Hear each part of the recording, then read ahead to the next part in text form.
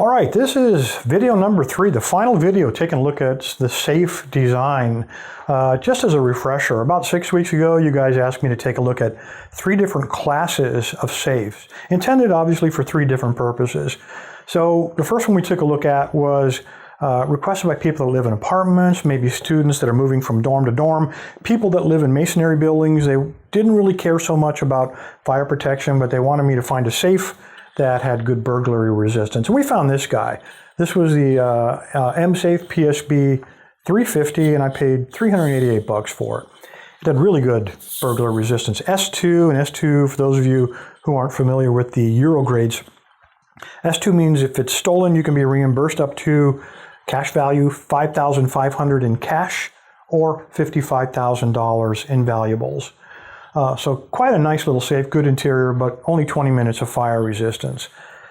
The intermediate category, those of you who wanted that one, lived in non-masonry buildings. You were worried about fire protection, and you wanted more of it, and you didn't want to compromise on burglary. So we got a hold of this guy. This was a PFB 32. I paid $610 for this guy. Big plus up on this guy. It also is a S2 rating, despite some rather significant security upgrades we took a look at in the video. But this one weighed twice as much. This weighed about 120 plus pounds, 2 layers of steel, and a layer of concrete on the inside of there as well. So very significant upgrade in security over its predecessor. Both of those are rated for homeowners, but a lot of you guys were interested in commercial use. That would be this guy. This is the PFB 132.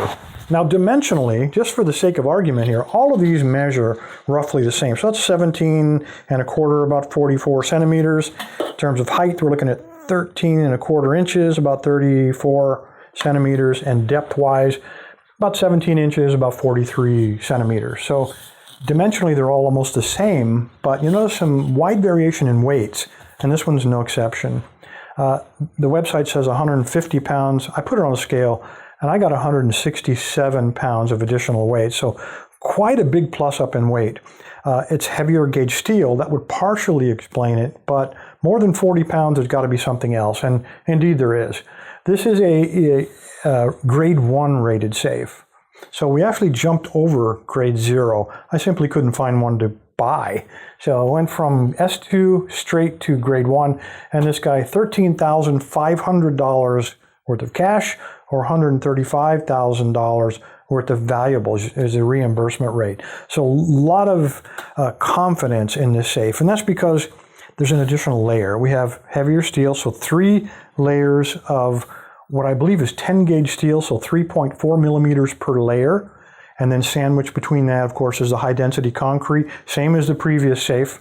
But this one has an additional plus up. They have what's called a security mesh on the inside of here. And that's nothing but an additional anti-drill layer. So, of course, it has to be steel. And, well, probably, and we'll talk about that when I open the door. I've got a little graphic. But not just the front door, but all around we have an additional anti-drill layer. So that would probably explain the additional 40 pounds in weight. In order to get the grade 1, you also need a plus up on the lock. There's some certain things in a commercial lock that you'd want that you really wouldn't need as a homeowner, and they're built into what I hope, when we pop the back cover off, turns out to be a grade B or better, or class B or better lock. Let's take a look. Well, as you might guess, this has many of the identical features that we've looked at previously. It's completely programmable, anywhere from 6 to 8 digits, and that gives you a total of about 111 million possible combinations. If you attempt to open it and you attempt 3 times and fail, it will lock you out for 5 minutes, just as all the previous locks have done. One difference on this little guy here is it has an external battery and this little carrier on the bottom. The others were internal, but that allows you to have a smaller hole to have the wire pass through. There are a couple of features that are unique to a Class B lock that you don't find on the Class A. First of all, this one is programmable with multiple combinations. Now, homeowner really wouldn't need that, but for a business, it might become important, and here's why. You have a master combination, which you would have, or the owner would have, and he would never share that. And when a new employee came in, he could program a combination unique to that employee. The employee's combination will only open and close the safe. It doesn't give him the authority to change any of the combination or any of the settings of this lock. Only the master combination does that.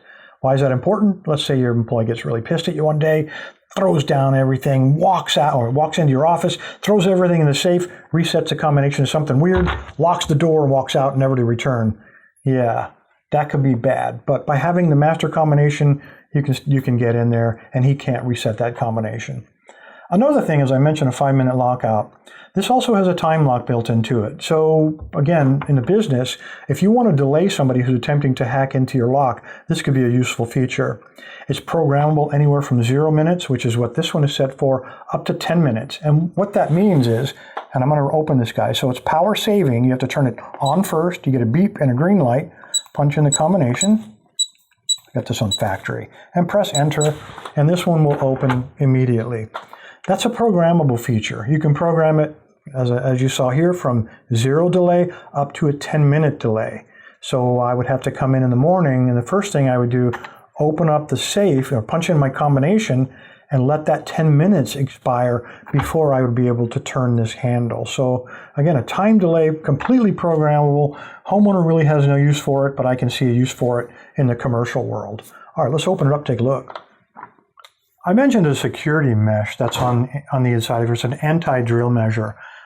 I contacted the company. They wouldn't give me any details, but I did talk to several locksmiths that have safe experience. And here's what they told me some of the possibilities are. I've taken a silver Sharpie, drawn, these represent the 3 layers of steel. And then of course they're sandwiched in between concrete there. In between these layers could be any number of things. And I'll start out with the absolute cheapest and most economical and probably most likely for this price point. In between these layers is another layer of steel that's kind of been folded like a corrugated type shape like that. And the reason that they would put that in there with those angles is when we go in from the front trying to drill, it would hit those angles and it would divert the drill, probably breaking it, making it much more difficult to drill through here. This is one possibility. Some of the other possibilities, and again, at this price point, probably not very likely. There could be carbide scrap inside of there. There could be a layer of steel that's impregnated with bits of carbide. There could be hardened steel ball bearings. There's a whole bunch of different things that could be in there, but from economic, this would be my guess. And when I did the math, this amount of steel spread across the whole body and door of this lock, it would come out to right around 40 pounds. So this is the one I consider most likely. Well, as I open the door, there's a couple of things I noticed right away that I think you'd be looking for when you're looking at the design of your safe. First of all, we have a heat seal tape here, and as I look in the door, there's actually 2 more. So heat seal is when it heats up, it will expand to fill whatever small gaps are in the door to prevent contamination, superheated water, steam from getting in there from when the firemen show up. And as I continue to open this, again, one of the things you want to look for the diameter of the bolts. In this case, we have 6, which is kind of a surprise, a pleasant surprise. So pretty solidly locked all the way around. And then the last thing I would look for is something to secure the hinge side of the door. We have external hinges here, so we need something internally, and that would be this thing, they call it a burglar claw. It's about a 1/4 inch thick piece of steel that's welded. And then when the door folds closed, that piece fits into this cutout on the door frame to prevent that side, to reinforce, kind of like a deadbolt, to prevent that side from being pried open. So far so good, but let's take that cover off and see what they're hiding behind there.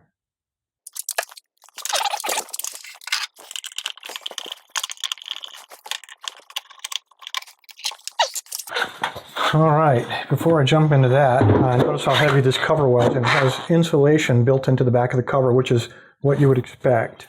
And this is something I probably would not have expected. Let's see what we got here.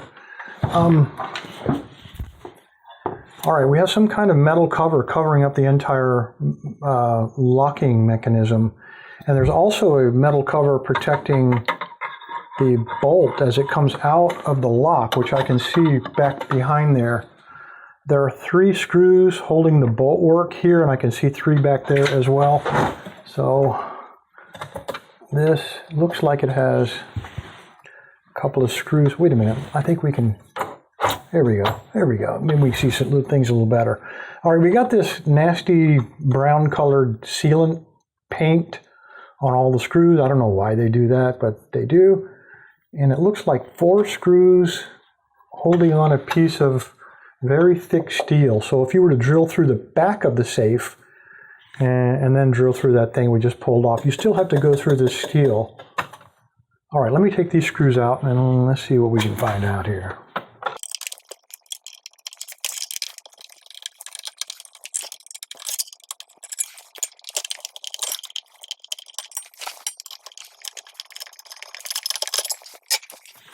All right. The bolt work, as you can see, is rather significant, all tied into a central point here, not tied directly to the lock, which is actually a good thing. I'm going to try to turn the handle from the outside. This is a Class B lock, as you can see right here. And when we turn this lock has a relocker, and I'm going to have to zoom in just a little to show you guys what this looks like. If you look at the bottom of the bolt right here, you'll see a little cutout. And when you try to force the bolt mechanism, I'm not going to force it too hard, but you'll see it kind of cams it down a little bit, and that cutout snags on the steel body of that lock. So we have a relocker built into this guy, which is actually a good thing. The handle is actually designed to shear off if someone puts too much force on it. But in case somebody figures out a way to attach to the mechanism, you still have a relocker to deal with. Very substantial. Oh my gosh, that's a very thick bolt mechanism. We have again the spinning design on these bolts. So these turn. They have spring steel clips that have some more of that seal goop painted on them. And the idea behind spinning bolts, of course, is if someone were to cut away this part from the outside and then reach in with a saw and try to saw all of these bolts, the bolts are designed to turn with the blade, so anti-saw. Very cool. It's one more thing to look for. We have another layer of steel protecting the bolt here. Again, I can only imagine that is if you come in from the back of the safe and try to attack it from that direction instead of through the front. Now, why would you do that?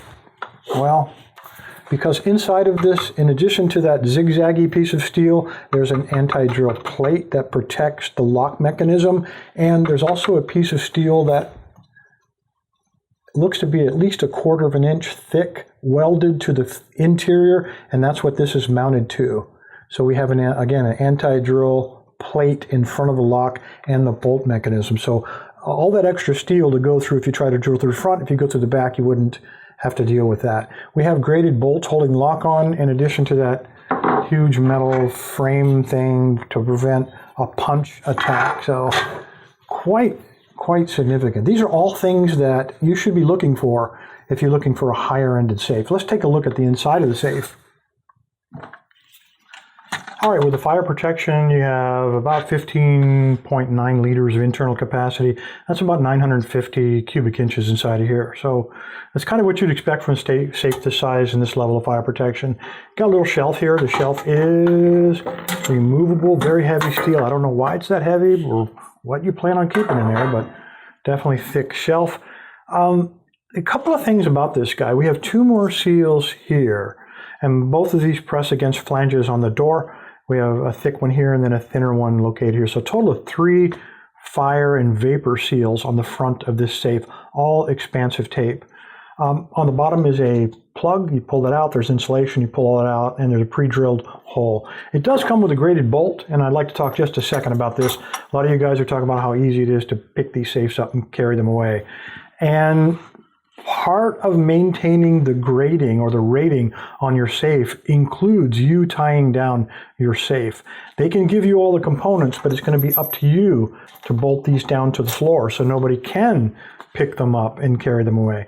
A lot of the locksmiths I talked to also recommended putting adhesive. For example, if it's a permanent installation and you're bolting it down, cover the side and the bottom with epoxy and then shove it up against a wall and then bolt it to the floor. And that is further guarantee that no one's going to be prying this thing up and carrying it away. All right, over the last 3 videos, I think we've learned that buying a personal safe can be quite confusing.